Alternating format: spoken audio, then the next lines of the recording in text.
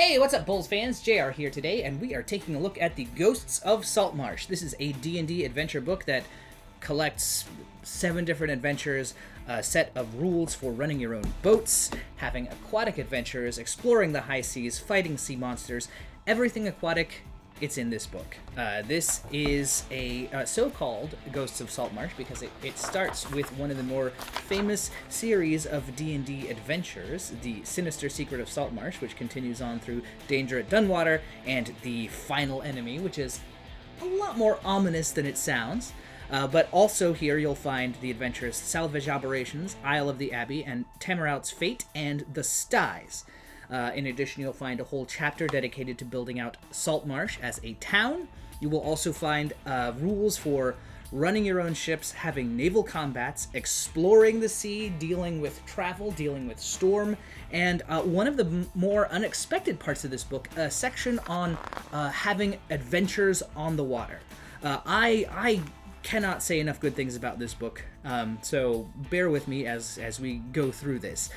Chapter 1 brings the town of Saltmarsh to life. One of the characteristic things about Saltmarsh and the Sinister Secret of Saltmarsh is that it's sort of based not just around the adventures going to dungeons, but it's also based around the people in the town. And here in 5th edition, they've updated the town and have 3 different factions that are all kind of at, not war, but that all kind of come into conflict and influence each other. You have the Loyalists, which are people who are loyal to the king of Keoland. They are all about kind of change. You have the Traditionalists, who just want things to go as they always have. They have Saltmarsh's best interests at their heart. And then you have the Scarlet Brotherhood, which are a secret evil cult. But those 3 factions all have their own cool interplay.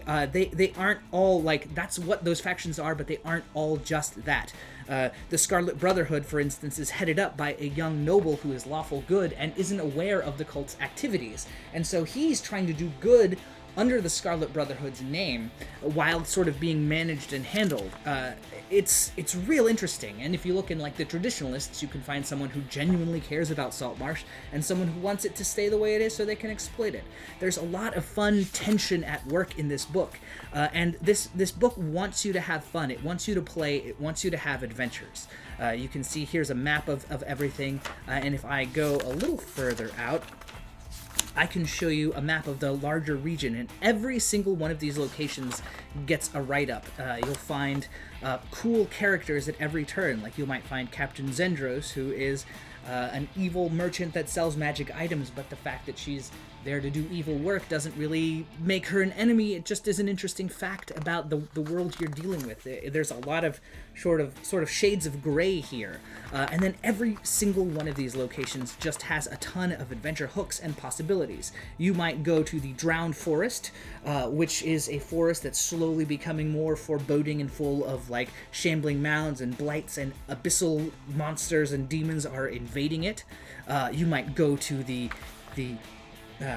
Hool Marshes or out on the Azure Sea. There's just a ton of stuff to explore, including the actual ghosts of Saltmarsh, which is a lot of fun. There is also in this section a guide for combining all of the adventures in this book into one campaign, which should take players to about 12th level. Or you can thread it in with the Tales from the Yawning Portal, which is the closest thing that this book is to. This book is a lot like the Tales from the Yawning Portal, but it is sort of on steroids, or I guess it's leveled up, really, is the way I'd put it. You'll also find a bunch of new backgrounds, a way of integrating existing backgrounds into the town of Saltmarsh. This book has its theme, which is Saltmarsh, and it wants every player, every class, every background to play to that. As we get into the adventures, you'll find that all of them have been updated to 5th edition. The maps are still the maps. I mean, they're updated versions of the maps that were out there before. But if you have these old adventures, you know the layouts. They're familiar and new all at once, and I think they do such a good job of leaning really hard into what works in each of the adventures and what's fun about each of the adventures. So you'll lose some of the old school save or die, or like the real gotcha moments where You fall for a trap just because the adventure writer wanted you to fall for a trap. Or that's the way first edition was, and instead you get into like a whole series of stories. And I won't go through all of these adventures one by one by one by one. You want to buy the book and dig into it, because there's a ton of fun stuff here, including my new favorite adventure, which is the Styes, which is this like gritty, grimy sort of combination like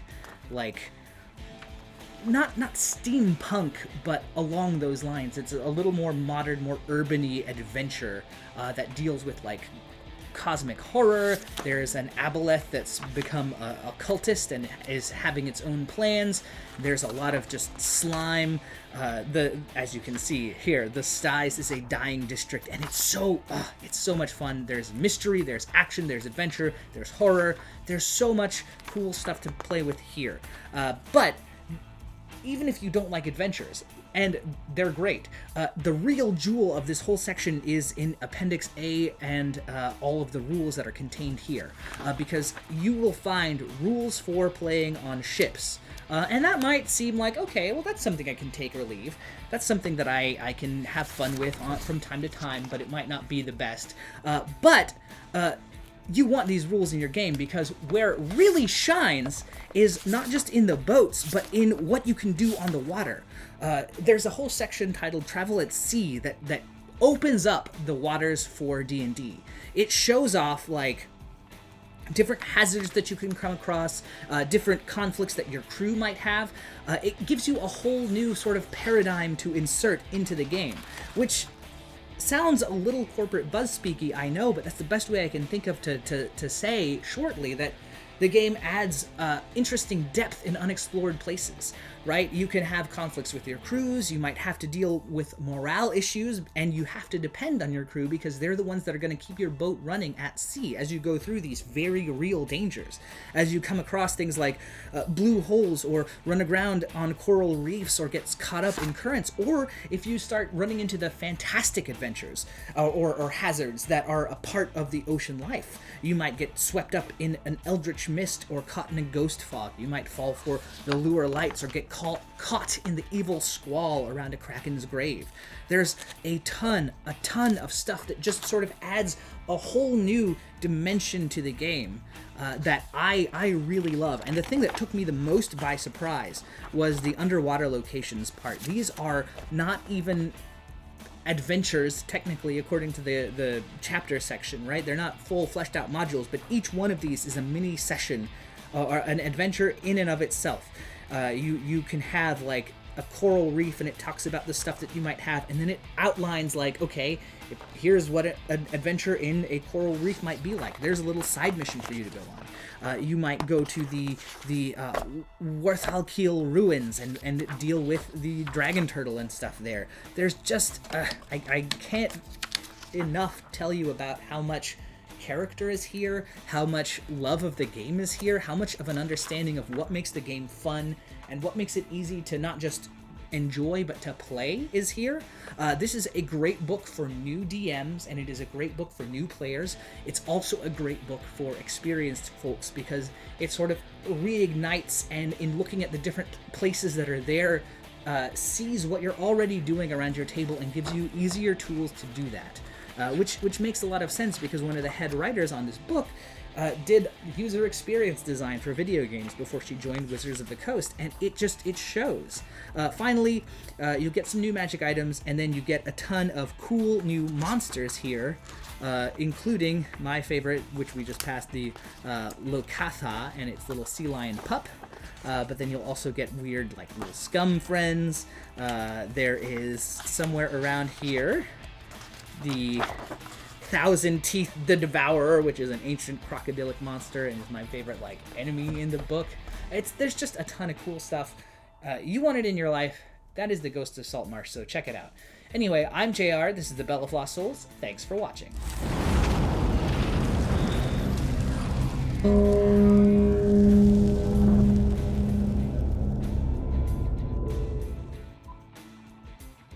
Click to subscribe. Check out more videos. And thanks for watching.